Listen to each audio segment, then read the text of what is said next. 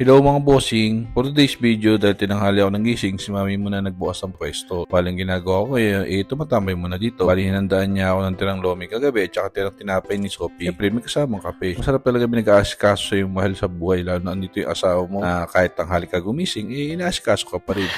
Sana all. Pero syempre hindi dapat araw-araw tanghali ka gumising baka mahambalos ka rin.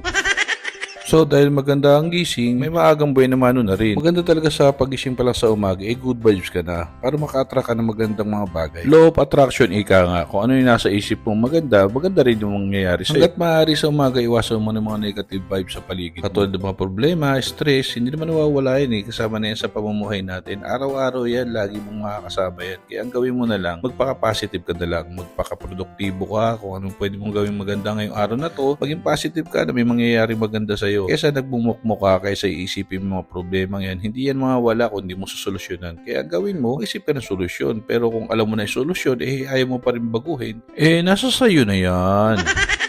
Dapat kasi pag ganyan paulit-ulit na lang nangyayari yung ganyang sitwasyon, dapat natututo ka na. Sa isa o pangalawang pagkakamali mo, dapat alam mo na yan. Pero kung paulit-ulit na nangyayari sa'yo at paulit-ulit mo pa rin ginagawa, paulit-ulit mo pa rin dinadaing, ikaw na may problema dyan. Okay lang sana magdesisyon ka ng ganyan kung ikaw lang mag-isa. Pero kung nakaka-apekto ka na sa iba, very wrong na yan. Kaya hanggat maaari, sa umaga pa lang, magpaka-positive ka na. Mag-isip ka na ng magaganda para maging maganda at gwapo ka.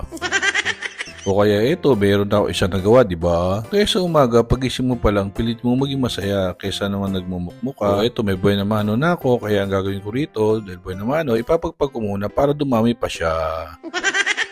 Kaya ganito na lang muna ako, mamaya na lang yung iba. Bow.